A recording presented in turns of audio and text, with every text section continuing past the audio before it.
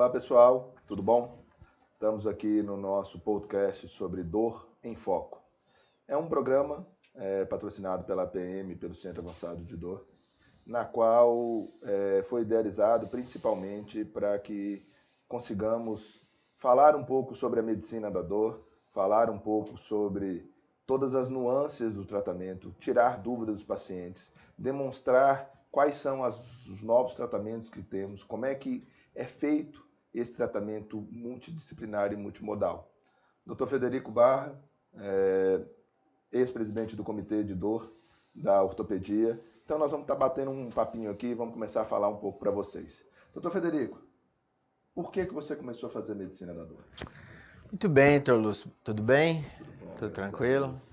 Então, os colegas que nos estão assistindo aí, né, sejam todos bem-vindos.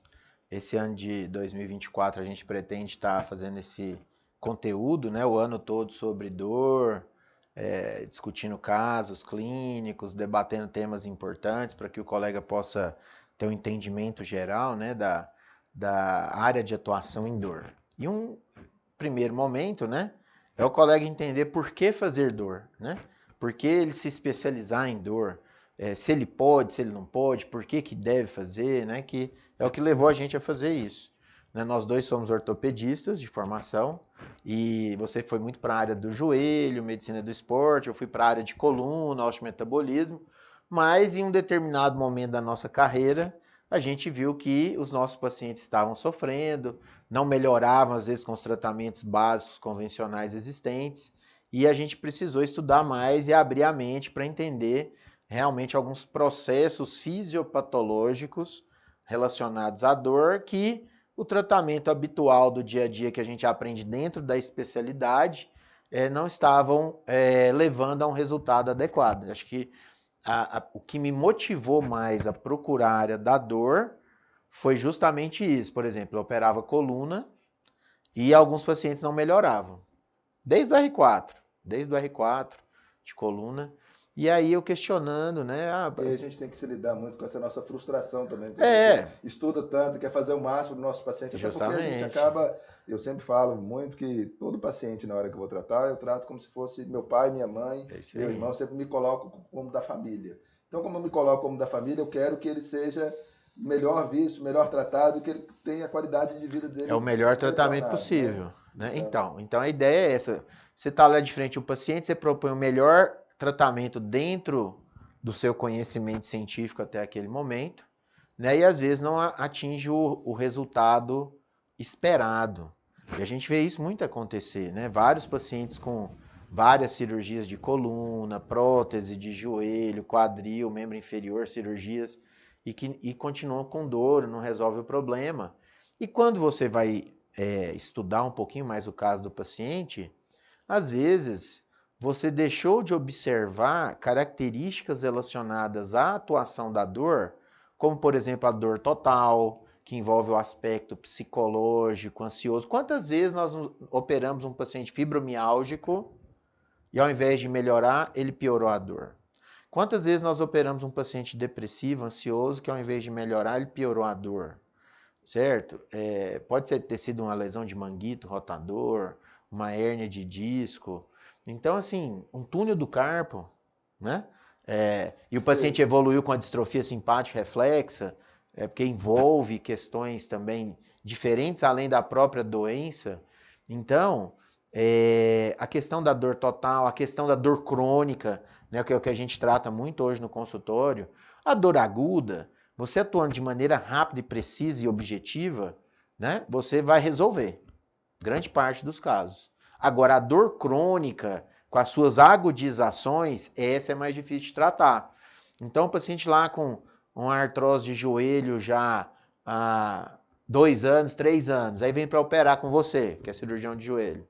Aí você faz uma prótese de joelho e o paciente continua com dor. Mas o raio-x está ótimo. A prótese está excelente. O raio-x está ótimo, né? Mas o paciente ele não tem. Ele está com dor. Aí, às vezes, você não consegue. Se você não estudou dor, você não consegue abrir sua mente para entender que talvez aquele processo fisiopatológico da dor crônica, você melhorou a osteoartrite do paciente. Mas agora ele tem uma outra doença, que é a dor crônica. E que você tem que atuar nas estações da dor. transdução, transmissão, cognição, modulação. Às vezes você vai ter que fazer alguns bloqueios, às vezes você vai ter que entrar com medicamentos de ação sistêmica. E aí que né? entra, quando nós estamos estudando, é que a gente começa a entender que todo tratamento de dor, ele é multiprofissional e ele é multimodal. O que seria o multimodal? Né? A gente está indo em todos esses pontos com vários tratamentos diferentes com o mesmo objetivo, que é para o paciente estar melhorando e ter qualidade de vida. E aí, muitas das vezes, pela falta de conhecimento, e aí eu falo que a falta de conhecimento, infelizmente, vem desde dentro da faculdade. Da formação médica, A formação com certeza. médica ela é muito deficitária em termos do tratamento da de dor, né? com Então, certeza. assim, eu não tive na minha faculdade. Também não tive. Também não tive. Eu não tive na minha residência. Também não. Entendeu? De como tratar a dor. E aí, na hora que você chega lá na frente, em que você vai pro consultório, que você vai pro seu dia a dia, o paciente ele procura você por causa da dor. Sim. Peraí, mas a causa principal que ele veio me procurar, na minha formação toda eu não estudei. É isso mesmo. E aí, cada dia mais, a gente vem tentando, principalmente o Conselho Federal de Medicina e as sociedades em volta de dor, para se colocar isso curricular, né? Isso deveria ser curricular. Talvez isso aí deveria estar desde o início da faculdade até o final. A gente sabe que no Brasil hoje, a dor crônica, que passa a ser uma doença, né? Nós temos quase 40 milhões de pessoas no Brasil, né? Mais de 35 milhões de pessoas com dor crônica. E aí é muito variado, vai desde cefaleia até a dor de dente, passando por a dor do câncer, passando pela hérnia de disco e osteoartrite, que a gente tem demais. E aí a gente acaba não tendo essa formação, e aí vale a pena para o colega médico, na hora que ele vai ter que fazer assim, aquela mudança, que eu sempre brinco da mudança de chave, né? Qual que é a hora que eu chego e falei assim, nossa, será que eu estou fazendo o melhor que eu posso mesmo? No meu caso, eu tive um problema pessoal, que eu tive um avô meu que com seus 95 anos, ele descobriu que estava com câncer. E ele era um cara extremamente ativo, dirigia, abria o posto de gasolina dele às 6 da manhã, fechava 8 da noite, e ele começou a sentir dor. E aquilo ali simplesmente me tirou completamente do foco, porque eu falei assim, gente, eu era o primeiro médico da família, como é que eu posso estar estudando, como é que eu posso tentar ajudar um pouquinho? E eu não conseguia entender o que estava acontecendo pela minha falta de formação. Então, eu brinco muito que eu tive que passar por um problema pessoal muito sério, para falar assim, tenho que mudar, eu tenho que sair disso. E aí, tenho que aprender sobre isso, né? E aí depois, na hora que você começa a ter essa formação, você começa a olhar a medicina talvez com você abre a mente, olhos, né? Você está olhando a medicina com os outros olhos. E isso é muito legal, porque na verdade o tratamento de dor especificamente é um tratamento não só do corpo, né? Mas um tratamento do corpo, paciente como alma, um todo, né? Coração. Você tem que olhar o paciente como um todo, porque senão ele não vai melhorar de jeito nenhum esse tratamento de dor. E como a gente tem isso, esse ensino deficitário desde quando, né, nós tivemos, é muito ruim. Eu acho que isso que você falou é extremamente importante. As faculdades de medicina que têm a formação mais clássica, né, que são do século passado, século XX, né, aqui no Brasil, as federais de uma maneira geral e outras, né, bem estruturadas já no século XX, elas, nesse modelo clássico, não tinham especificamente esse tratamento da dor, né? Uma ou outra, mas a maioria não tem, até hoje. Mesmo com reformas curriculares e tudo mais. Já as que foram iniciadas nesse século XXI, né, faculdades aí com 20 anos, 10 anos de existência, que seguem o modelo PBL, elas já foram obrigadas a ter um módulo, uma tutoria de dor. Então, a gente dá aula em faculdades e tudo, então a gente vê isso, que as faculdades do modelo clássico, elas tiveram a dificuldade de adaptar o seu programa para isso, porque não se falava nisso. Até se entendia pouco, né, sobre isso. Você vê que dor, ela começou a ser entendida assim de uma maneira mais global dos anos 70 para cá, né, com a fundação da IASP, aqui no Brasil da SBED e da Sobramídia esse século agora. Então, eu acho que a MB buscando, né, dentro da MB, o entendimento da dor entre várias especialidades. Então, eu acho que de 20 anos para cá, realmente tem se discutido mais. Então, a dor é uma especialidade do século XXI. Apesar de ter, né, o ser humano ter dor desde a sua existência, né, mas, assim, enquanto especialidade que realmente a medicina lançou olhar para ela e falou, isso aqui é importante, é do século XXI. Mas ainda você vê, aqui na Universidade Federal de Goiás, são poucos momentos que o aluno de medicina tem inserção na hora de dor. Na residência de ortopedia, consegui colocar lá um programa de dor para os residentes. Já temos isso há 15 anos, né? Desde que eu entrei como professor associado, professor adjunto do departamento. Então a gente já tem isso dentro da programação da residência, mas que não tinha quando eu fui residente há 20 anos atrás. E isso é muito pouco, porque a maioria Sim. das residências do Brasil ainda não tem áreas que possam fazer dor, porque também é bom deixar bem claro que nós somos ortopedistas de formação, mas a área de atuação em dor são 9 áreas para 9 áreas. Então, neurocirurgia, neurologia, pediatria, ortopedia, reumatologia, pediatria, acupuntura, anestésio e medicina física e reabilitação. E o pessoal da radiologia está pleiteando entrar também. Então são 9 especialidades e na hora que a gente vai conversar com esses colegas dessas especialidades, eles também tiveram essa mesma dificuldade. Até porque na faculdade nós não tivemos esse desenvolvimento de conteúdo. Na residência também, até porque os nossos preceptores de residência, eles vieram dessa mesma faculdade. Então, formação. Não é culpa de ninguém. Né? Eu falo assim, então, não sei o que, tal, o ortopedista, o colega não sabe tratar dor. Não, não é isso. Quando a gente está na residência, 99% do nosso treinamento é cirurgia. Você quer saber se você vai fazer uma via anterior, lateral, posterior, se você vai entrar com placa, haste, fixador, prótese. Então, acaba que o que é aprendido, né, na residência, na especialização, você acaba focando muito no ato cirúrgico em si. E não se preocupa, às vezes, muito com essa parte clínica do paciente, que é o que leva ele ao consultório e que é o que ele não quer ter depois. Né? Então, isso é muito importante. Então, eu vejo que o aluno de medicina tinha que ter uma base, porque independente da especialidade, o clínico tem que saber sobre dor. Então, tem que ser base na faculdade. A partir disso, essas 9 especialidades que você citou, elas têm que ter um programa de dor dentro da residência, dentro do programa de residência, obrigatório. Nós da SBOT, né, você também participa lá da diretoria, do comitê de dor da SBOT desde a fundação, então nós temos esse objetivo dentro da SBOT nacional e das regionais. Então, né, dentro da SBOT nacional tem todo ano e fica disponível para os residentes a gravação de episódios, né, de aulas de conteúdo sobre dor, então que é o fórum de dor para os residentes, então o curso de dor, então já foram feitos vários, está disponível, né? A SBOT sempre preocupada com isso, a SBOT lançou 2 livros, né, 2 tratados de dor para o ortopedista, então assim, dentro da ortopedia, a gente vê que de uns 10 anos para cá, realmente o ortopedista passou a se preocupar com esse estudo da dor. Ainda é incipiente, ainda não é totalmente implantado, ainda não é. Temos muito chão pela frente ainda, temos muito o que fazer dentro da ortopedia, de todos os serviços, mas já teve um start, começou e está se desenvolvendo, com o apoio da sociedade.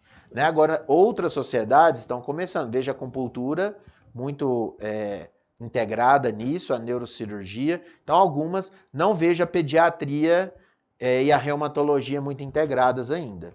A Reumato começou agora, o pessoal da Reumato fez uma comissão de dor, eles têm lá o curso deles também, mas a pediatria, a clínica médica, ainda estão muito distantes. Causa, né? Tanto que quando você vai ver quantos colegas no Brasil têm o RQE de dor, que são pediatras ou clínicos, são muito poucos, entendeu? A maioria que tem o RQE de dor é acupunturista, anestesista e ortopedista. E o ortopedista vem crescendo muito nesses últimos anos. Sim, né? sim. Graças a Deus, depois da SBOT e principalmente depois da fundação do Comitê de Dor dentro da ortopedia, e aí foi se colocando cada vez mais dentro da grade dos congressos como se tratar a dor e como a patologia que se tem lá, a lesão do manguito, a osteoartrite, a artrose, como tratar ela antes de ir para um procedimento cirúrgico, e aí essa conjunção foi muito bom, porque cada vez mais os próprios colegas eles vão vendo a importância. Sim, sim. Porque o que a gente quer dar, na verdade, é a qualidade de vida para o paciente. Isso. E aí a gente brinca muito que, às vezes, na hora que você vai estar conversando, aquilo que você comentou sobre, não, mas o paciente ele fez a prótese do joelho, o raio-x está ótimo. Só que o paciente ele continua com dor e ele operou porque ele tinha dor. Mas, doutor, mas eu coloquei a prótese e eu ainda continuo com dor, mas eu operei foi por causa disso, o que aconteceu?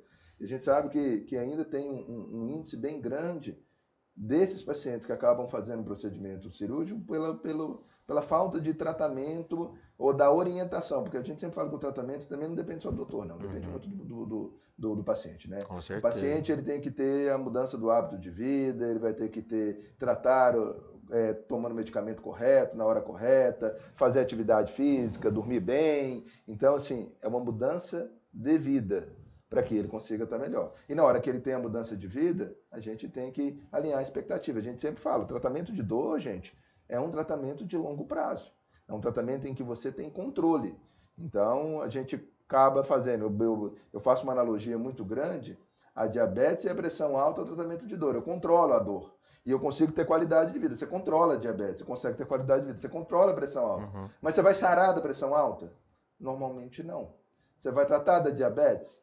Pode até melhorar se você perder peso, ganhar massa muscular, e isso vai melhorar a dor também. Vai melhorar. Vai melhorar.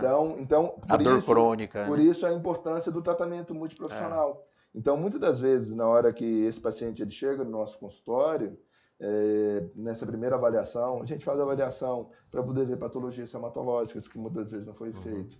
Ver se o paciente está com osteoporose. E aí, vale a pena ressaltar que a osteoporose não é doença de velho, né, Fred? Fala um pouco mais. A osteoporose, você pode ter osteoporose de pacientes muito novos, né? Sim, então, a osteoporose é uma outra área da medicina, né, que também, por ser clínica, é muito, às vezes, negligenciado do ponto de vista de investigação, né, de tratamento, porque é uma doença silenciosa e que o colega, às vezes, não investiga muito. Mas, voltando nessa questão do estudo da dor, você vê, quem começou muito lá atrás, há 100 anos atrás, foram os anestesistas, porque eles que mexiam mais com medicamentos de dor, morfina, né, os medicamentos hospitalares e tudo mais, analgesia. E só que o que a gente viu também? Houve um distanciamento do anestesista do ponto de vista do procedimento e do diagnóstico, do exame físico do paciente, do diagnóstico. Então, os anestesistas hoje, e sempre estiveram na vanguarda do tratamento da dor, e eles são excelentes profissionais para o procedimento de dor. Mas uma deficiência do anestesista é o exame físico e o diagnóstico. Porque é o seguinte, não adianta você indicar um bloqueio neural, uma radiofrequência, um eletrodo medular, se o seu diagnóstico está errado. Então, daí a importância de todo mundo entender, de uma maneira geral, essas 9, 10 áreas voltadas para a dor. Não adianta você estudar só, eu sou anestesista, eu fico só dentro do centro cirúrgico, eu quero estudar só procedimento de dor. Vou fazer um curso só de procedimento. O objetivo não é esse. O objetivo é que você entenda como examinar o paciente, como você fazer os testes de uma lesão de manguito rotador para ter certeza que a dor do paciente é do manguito rotador e não é uma outra causa, uma hérnia de disco cervical. O que adianta você fazer uma infiltração no ombro se a dor do paciente era de uma hérnia de disco cervical? Então, se você não faz o diagnóstico correto, o seu tratamento provavelmente vai dar errado, certo? Então, é extremamente importante a complementação de conhecimentos. Então, o anestesista não tem uma experiência de consultório.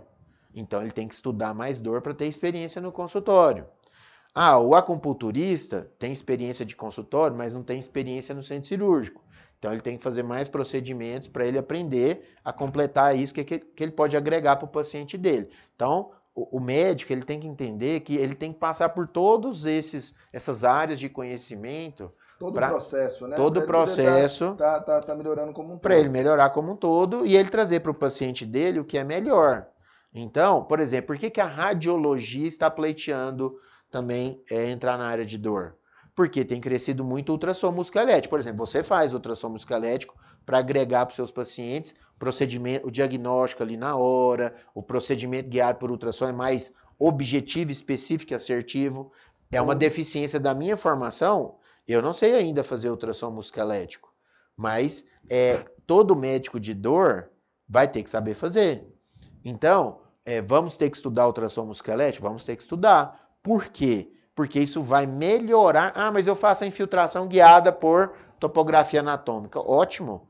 Só que quando você faz guiado por ultrassom, é muito melhor, não é isso que você observa? A sua assertividade é muito maior. Na verdade, eu estou vendo aonde que eu estou exatamente colocando aquele determinado medicamento.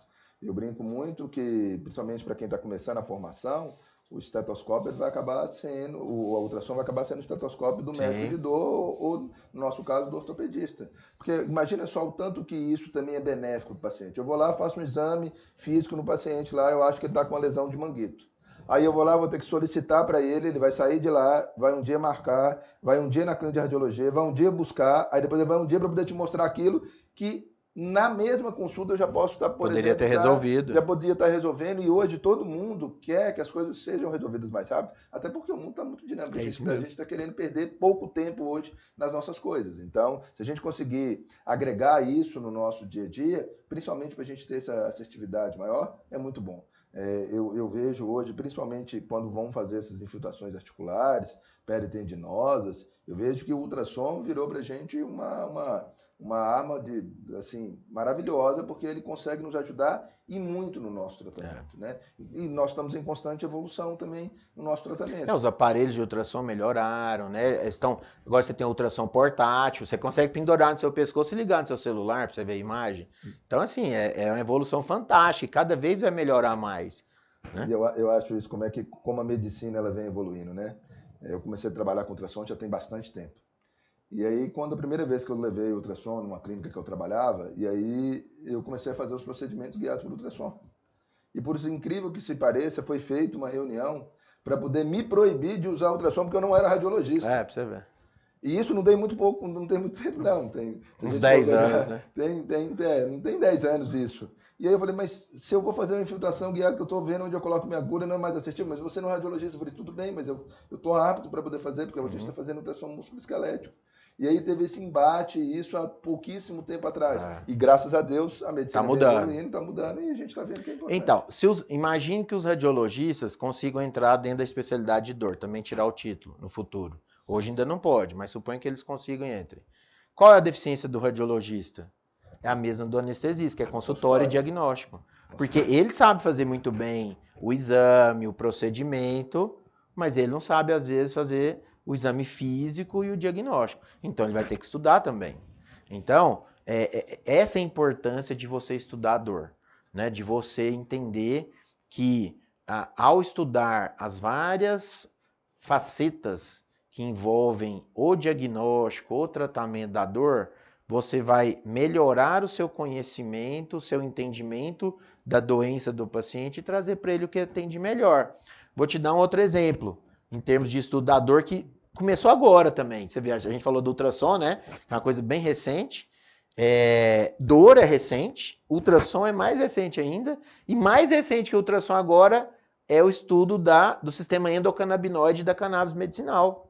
Você vê, até os anos 90, a gente não sabia que nós tínhamos na nossa fisiologia normal um sistema endocannabinoide, receptor CB1 e CB2.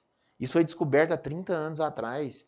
Quando a gente estudou no livro do Guyton, lá de fisiologia na faculdade, não tinha isso. Ninguém falava de sistema endocannabinoide. Ninguém sabia. Falta de conhecimento. Aí não. Né? O Dr. Rafael Mechlan, lá em Israel, com a equipe dele, estudando, e vários outros pesquisadores do mundo, trouxeram então esse conhecimento da medicina canabinoide. Ótimo. Para que serve a medicina canabinoide? Vários tratamentos. Como a gente está falando de dor, ela serve para tratar dor? Serve. Então serve para dor crônica, dor neuropática, dor oncológica. Então hoje eu tenho uma gama de tratamentos. Tem que saber que boa parte desses medicamentos, e aí que às vezes a gente fala isso muito para o paciente, doutor, mas o senhor está me dando antidepressivo, eu não sou depressivo, né? Justamente. Doutor, mas o senhor está me dando um remédio para ansiedade. Anticonvulsivante, né? Mas eu não tenho convulsão. Não, por que o senhor está me dando esses remédios aqui? Por que eu sou obrigado? Então, eu falo sempre assim, obrigado, a gente não é nada. Mas os trabalhos, eles vêm mostrando que determinada dosagem do medicamento, ele consegue nos ajudar para o tratamento dessa dor, e a dor, ela não é só física. Então, por isso que às vezes a gente pede para o paciente, para ele poder ir num psicólogo especialista de dor, e eu já tive questionamento no consultório, falei assim, doutor, me convence que o psicólogo é importante para mim, entendeu?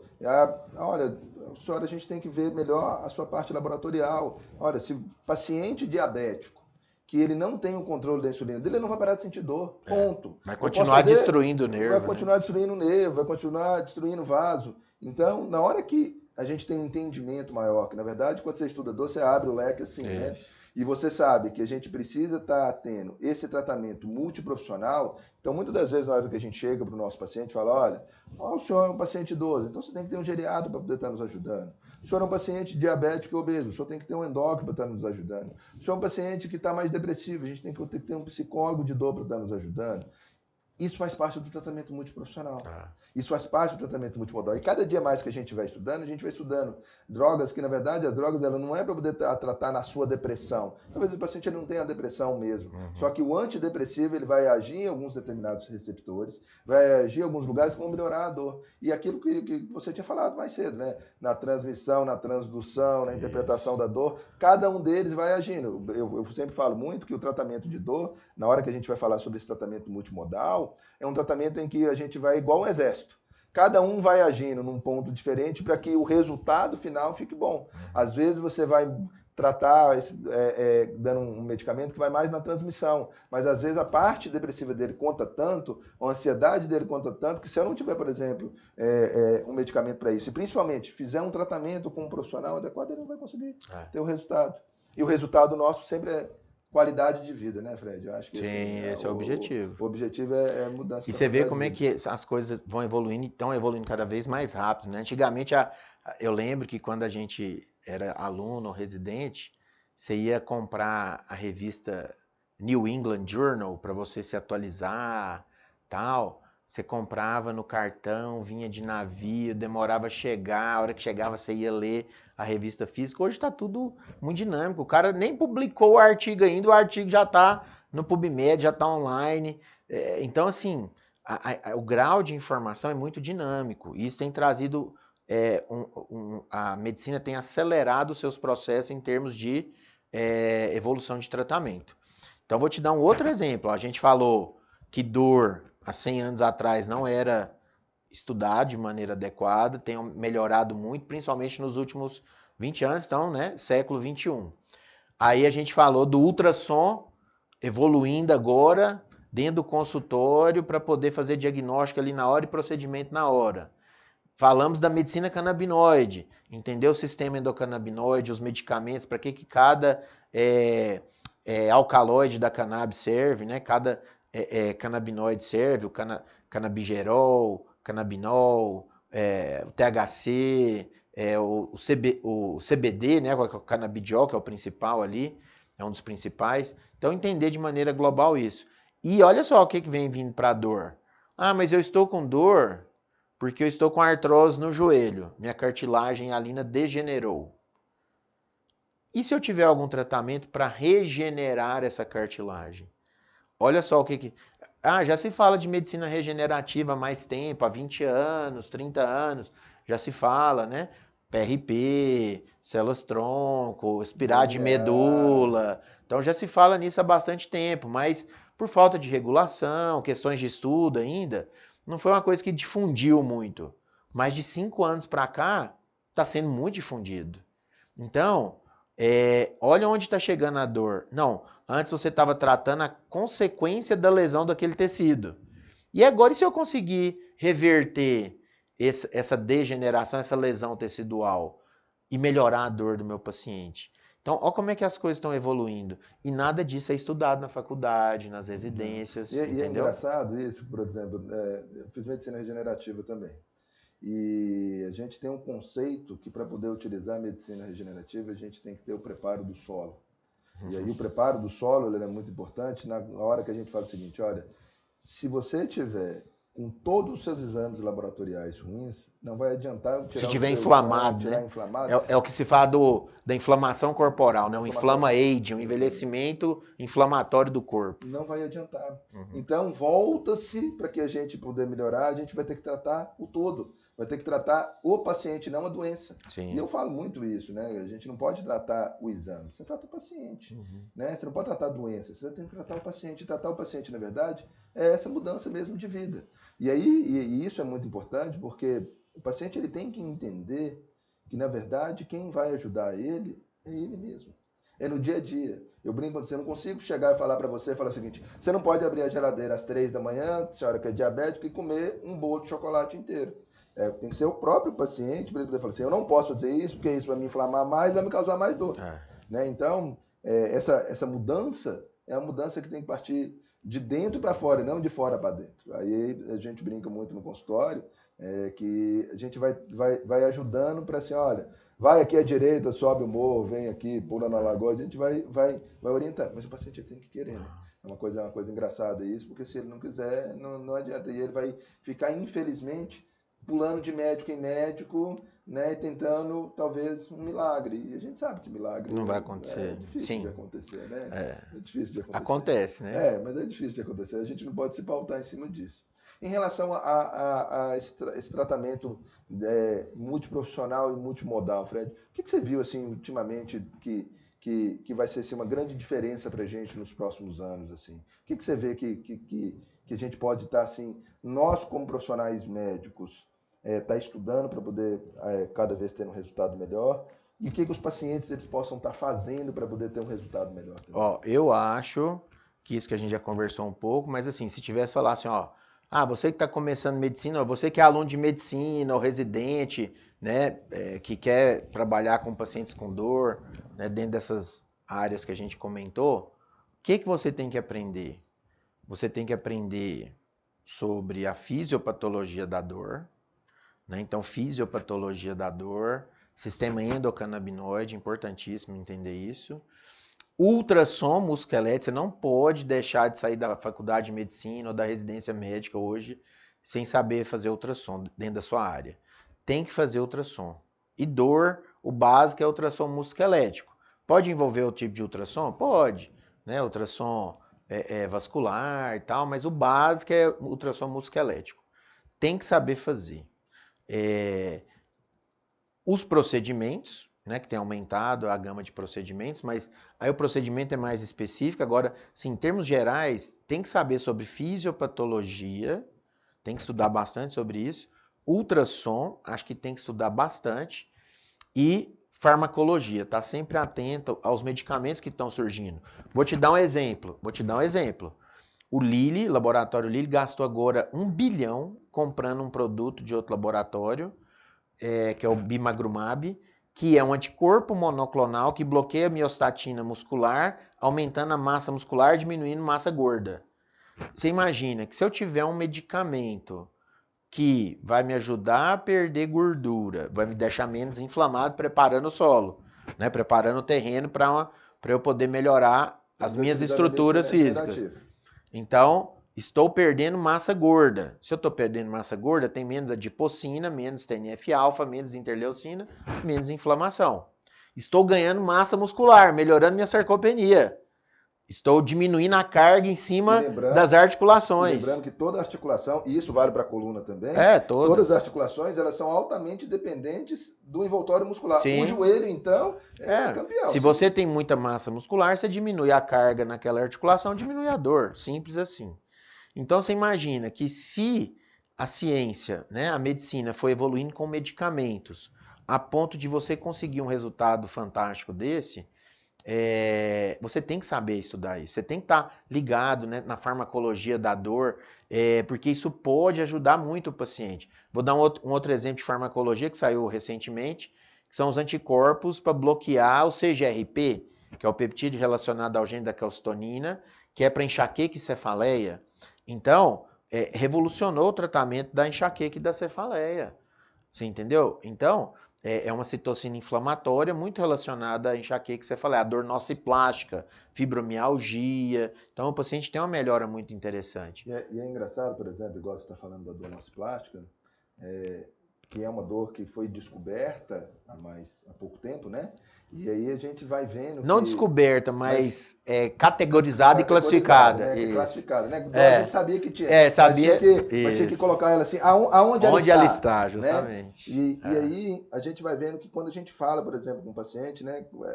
Principalmente no Brasil, a gente vê que o paciente fibromiálgico, por exemplo, que ele entra nessa categoria de dor nociplástica, que você tem essa disfunção de toda a via ascendente, a via descendente, daquelas vias que nos ajudam para tratar a dor, ele foi durante muito tempo, e continua sendo até hoje, né? Isso não mudou, mas que está um pouquinho menor, colocando que era aquele paciente que ele não tinha aquela dor, que aquela dor não existia e que aquela dor era da invenção da cabeça dele. Justamente. Né? E é uma coisa muito louca isso, porque hoje quando a gente estuda isso e vê que ela existe, aí às vezes eu chego e falo assim com o paciente, às vezes quando a dor vem, você sente dor no fio do cabelo, você sente dor na sobrancelha.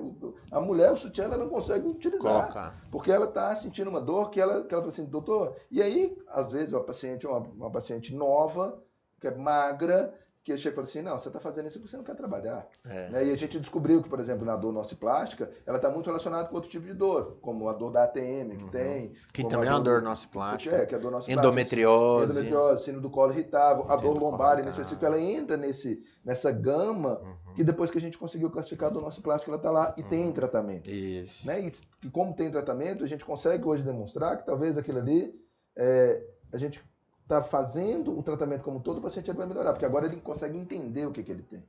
E antigamente não conseguia entender. Então eu falo assim, não, paciente fibromialgico era quase que sinônimo de paciente que não quer trabalhar e só quer ficar aposentado. E não, paciente morrendo de dor e sentia dor de cima e embaixo, né? Então é uma coisa muito, muito, muito louca sobre isso. E para o próprio paciente, o que você falaria para ele assim? O que o paciente teria que entender quando ele vai querer tratar a dor, quando ele chega no consultório, por exemplo? Não, então, acho que a principal relação médico-paciente que a gente tem que trazer para ele em relação à dor é alinhar a expectativa. Então, temos que alinhar a expectativa com o paciente. Olha, qual é a sua expectativa? Você tem 3 anos, você está com dor, vamos fazer o diagnóstico. Às vezes 30 anos, né? Será que seu diagnóstico está correto? Vamos rever tudo. Então, não, o diagnóstico está correto. Não, o diagnóstico não está correto. Esses dias mesmo atendi uma paciente do interior aqui de Goiás, 3 anos tratando de lombalgia e dor no joelho. Fazendo infiltração na coluna, infiltração no joelho, e não melhorava, e só piorando e piorando, piorando. Aí chamei ela, marcou a consulta comigo, chamei. Vendo ela caminhar da recepção para o consultório, eu já olhei para ela assim e falei, não, só tem problema no quadril. Não, doutor, eu estou com dor nas costas, meu problema é no joelho e na coluna. Eu falei, vamos ver. Aí conversando com ela, não conseguia sentar, não conseguia abrir as pernas para fazer as necessidades fisiológicas. E ao examinar a paciente, quadril bloqueado, quadril não movimentava. Falei, ó, tem certeza que o problema da senhora é no quadril, não é no joelho e na coluna. Vamos fazer o raio-x aqui. Cadê o raio-x da bacia? Não, doutor, tem ressonância da coluna e do joelho. Ninguém nunca me pediu. Ninguém nunca pediu o raio-x da bacia, porque falou que o meu problema era na coluna e no joelho. Mas a dor desce para o joelho, doutor. A dor o problema está no quadril irradiando a dor para o joelho e para a coluna. Não estou falando que a senhora não tem dor no joelho, mas o problema está no quadril. Fizemos a radiografia, a artrose grave no quadril, ó. Tem tratamento, tem que fazer uma prótese. Então agora a senhora sabe a doença que a senhora tem, sabe o tratamento. Então, eu acho que alinhar a expectativa com o paciente. Então, rever o diagnóstico, vamos rever o diagnóstico. Tá certo? Descobrir o que é, tal, não sei o que, vamos propor o tratamento, baseado em evidência. Primeira linha de tratamento, segunda linha de tratamento, terceira linha de tratamento, né? Ah, ok, doutor, vamos fazer esse tratamento. Como a gente está falando de dor crônica, tem que tratar pelo menos 3 meses. A primeira linha de tratamento, nas doses adequadas. Ah, não chegou na dose adequada, não tratou, não resolveu, vamos para a segunda linha de tratamento. Ah, não resolveu, terceira linha. Então, a gente sempre tem o plano A, plano B, C, D e vamos evoluindo. Até chegar naquele ponto, ó, vai ter que fazer um eletrodo medular. Já fez 4 cirurgias na coluna. não tem mais o que operar, vamos fazer um eletrodo. Então, eu falo, o paciente às vezes chega, né, desesperado, doutor, todo mundo fala que não tem mais tratamento, fala, ó, você já tentou isso? Já tentou isso? Já tentou isso? Falei, ó, não estou falando que vai dar certo, mas você tá vendo aqui, ó, só de uma conversa rápida, você tem outras opções. Então, essa é a importância de estudar a dor, porque quando o médico estuda dor, ele consegue ter opções de tratamento para o paciente. E ao ter opções de tratamento, ele consegue propor esse tratamento mais adequado, certo? Eu acho que é para mim? Doutor, Fábio. Ah, o Fábio. Aí você entrevista. Manda ele subir. Uma coisa que eu falo. Eu vou ter que ir, Lúcio. Tá na hora. Tá, calma. Vamos concluir. Não, tô atrasado. Não sai no meio do negócio. Então, vamos concluir. Calma, você vai concluir. Calma, deixa eu falar. Uma coisa que eu falo muito, que a gente só cumprimenta quem a gente conhece. Sim. Então, se você não imaginasse que uma dor no quadril, você soubesse que essa dor do quadril pode radiar para o joelho, pode radiar para a coluna, você nunca vai examinar o quadril e nunca vai colocar aquilo ali como um escopo para você poder procurar. Então, todas as vezes que chega no consultório, eu falo muito com o paciente, assim, não, eu vim aqui, qual é o meu diagnóstico é esse? Eu falo assim, esquece. Vamos começar do zero? Porque você começa do zero e muitas das vezes a gente descobre um outro diagnóstico e aí é um outro tratamento e, claro, evidentemente, é um outro resultado. É isso aí, companheiro. Acho que passamos o recado para os nossos colegas aí sobre a importância de se estudar a dor, né, trazer um benefício para os nossos pacientes. É importante para você, médico, no seu consultório, você vai agregar procedimentos que você pode fazer, exames que você pode fazer. Então, acho que é muito importante, tanto para o dia a dia do médico, quanto para melhorar a qualidade de vida e a dor dos seus pacientes. Então, acho que a importância de você entender o estudo da dor entra nisso tudo que a gente falou. E também a gente tem que passar isso para os nossos pacientes, para ele poder entender que é um tratamento de longo prazo, em que temos que estar fazendo um monte de coisas juntas ao mesmo tempo, durante muito tempo, para que a gente consiga ter um resultado melhor. Não existe mágica, não existe pozinho mágico, não existe aquilo que eu vou fazer e rapidamente vou melhorar minha dor, porque isso é um tratamento que tem que ter desde a parte psicológica, psicoemocional, a parte mesmo dos exames laboratoriais, a parte de como está o padrão de sono, de como está o padrão alimentar. Então, é uma mudança de tudo. Então, vale aí a dica para vocês, para poder continuar seguindo o nosso canal, para teremos mais outros podcasts aí para poder falar um pouquinho, tanto para os nossos colegas médicos quanto para os nossos pacientes. Um grande abraço para vocês. Um abraço, até mais, tchau.